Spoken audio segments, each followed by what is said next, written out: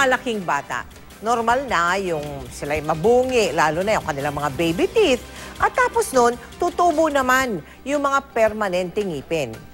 Pero sa kaso ng 13 taong gulang na si Hali, matapos bunutin ng isang ngipin itong Hunyo, hindi na napigilan ang pamamaga ng kanyang gilagid hanggang sa lumobo na ito sa isang bukol.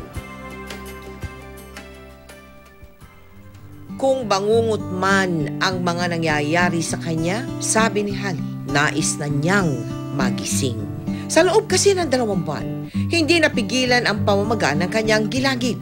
Umuuga po yung ngipin ko noon. Naalis po siya noon pero umagana po to. Tapos araw-araw po lumalaki siya. Maganda at consistent honor student si Hali. Pagdahin ko po, gusto ko po maging feature writing. Ayun nga po, baka po hindi na po ako mapag-aral. 3 buwan lang siya nang maulila matapos mapaslang ang kanyang ina. Ang kanyang amang Australiano, hindi pa niya nakikita. Mahalaga po talaga sa akin yung batang yan. Kasi wala pong ama, walang ina. Nung isugod si Hali sa ospital, nung binayopsi ho siya, dinala agad dito sa ER, inadmit namin dahil doon nga sa bleeding.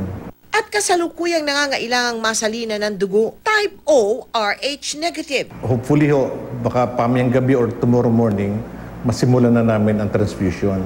Isang bag pa lang ho muna yun. And pag may na-biopsy ho siya, doon lang namin malalaman kung anong klaseng operasyon ang gagawin. Pangarap na maging manunulat sa kabila ng kanyang karamdaman, ali-hali siya'y makikipaglaban para kwento ng kanyang tagumpay ang unang akda na kanyang ibabahagi. Sana po mapagamot na po ako ng mabilisan. Wala po makapag-aral na po ako sa susunod.